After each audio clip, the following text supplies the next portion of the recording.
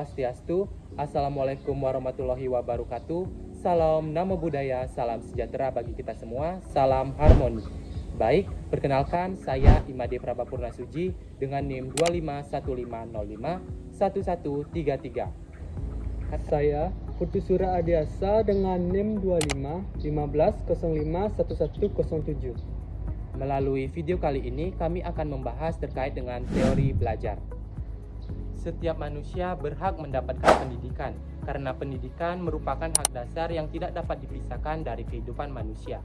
Pendidikan tidak hanya semata-mata untuk membuka pintu menuju pengetahuan dan keterampilan, tetapi juga menjadi fondasi dalam pembentukan karakter, pola pikir, serta cara seseorang dalam berinteraksi dengan dunia di sekitarnya. Dalam prosesnya, pendidikan berkaitan erat dengan teori belajar.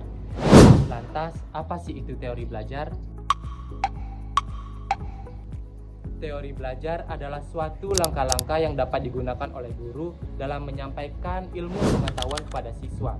Melalui teori belajar, guru memperoleh pedoman untuk merancang strategi, metode, serta pendekatan yang sesuai dengan siswa.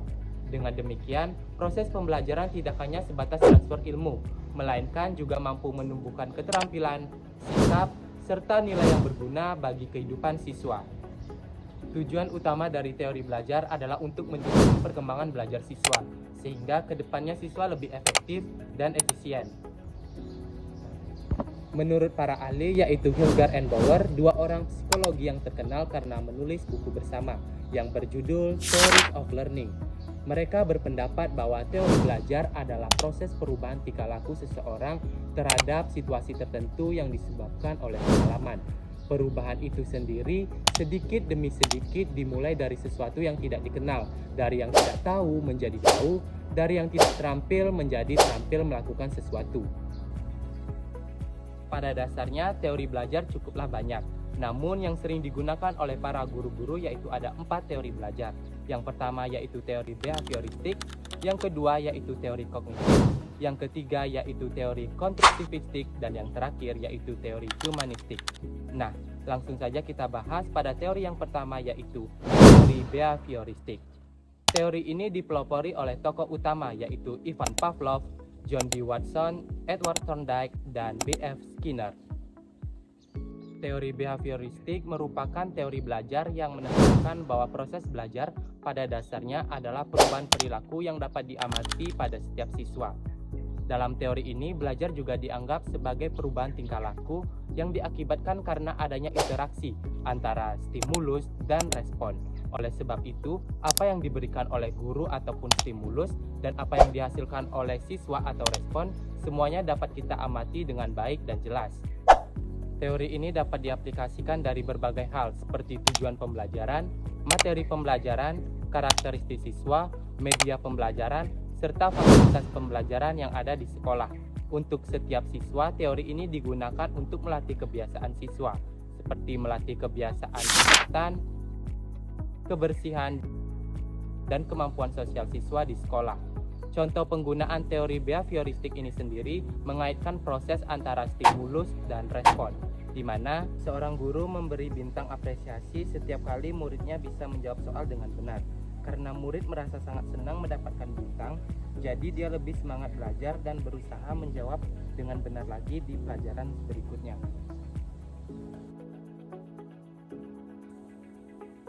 Teori yang kedua yaitu ada teori kognitif, di mana teori ini dipelopori oleh tokoh utama yaitu Jane Piaget, Jerome Bruner, dan David Ausubel. Teori kognitif adalah teori belajar yang lebih mengutamakan proses dibandingkan hasil belajar yang dicapai pada proses pembelajaran itu sendiri. Teori ini berfokus pada proses berpikir, pemahaman, serta cara seorang siswa dalam memproses informasi yang mereka dapatkan. Teori ini juga mendukung proses pembelajaran yang aktif, di mana nantinya siswa dapat bertanya dengan aktif dalam upaya untuk memahami pengalaman serta mengembangkan pemahaman yang belum mereka ketahui. Contoh penggunaan dari teori kognitif ini adalah ketika seorang sedang belajar serta dihadapi dengan memecahkan persoalan yang diberikan oleh guru mereka. Dengan proses pemecahan persoalan tersebut, nantinya akan dapat membangun siswa dalam hal membandingkan, menganalisis, serta menarik kesimpulan atas jawaban yang mereka dapatkan. Selanjutnya ada teori konstruktivistik, di mana teori ini dipelopori oleh tokoh utama yaitu Jean Piaget dan John Dewey. Teori konstruktivistik adalah teori belajar yang sifatnya membangun suatu pemikiran-pemikiran yang nantinya akan dapat menghasilkan suatu kesimpulan. Teori ini juga mengajarkan kita bahwa pembelajaran akan lebih efektif dan bermakna ketika seseorang siswa dapat berinteraksi dengan masalah atau konsep. Selain itu, teori ini juga didukung karena adanya interaksi dengan lingkungan serta interaksi dengan orang lain. Contoh penerapan teori ini yaitu guru dapat membentuk kelompok belajar di kelas yang terdiri dari beberapa siswa. Dengan adanya kelompok belajar, siswa nantinya dapat berdiskusi dan saling menolong dalam menyelesaikan tugas. Dan yang terakhir yaitu teori humanistik, di mana teori ini dipelopori oleh tokoh utama yaitu Abraham Maslow dan Carl Rogers. Teori humanistik adalah teori belajar yang menekankan pada perkembangan diri, motivasi, serta kepribadian siswa dalam hal mengenal dirinya sebagai bagian dari proses belajar. Dalam teori ini, setiap siswa harus memperlakukan sesama manusia dengan baik tanpa melihat ras, suku, agama, serta latar belakang siswa. Misalnya, kita harus berteman dengan baik dengan siapa saja karena teori ini akan digunakan untuk membangun kepribadian siswa, serta hati nurani dan sikap siswa itu sendiri. Contoh teori humanistik yaitu guru tidak hanya bertindak hanya sebatas menyampaikan materi saja. Namun, guru harus memberikan suasana kelas yang nyaman dan memilih metode belajar sesuai dengan minat masing-masing siswa, seperti dengan memberikan ujian dan kata-kata motivasi untuk siswa.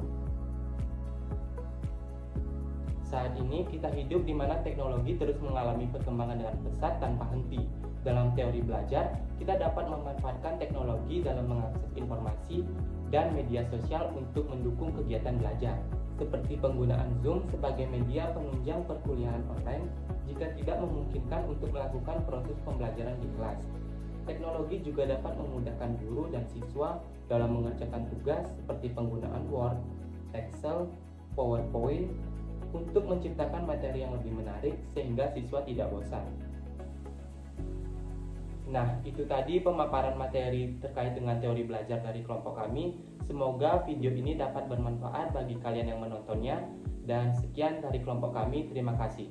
Om Santi Santi Santi Om. Wassalamualaikum warahmatullahi wabarakatuh. Salam harmoni.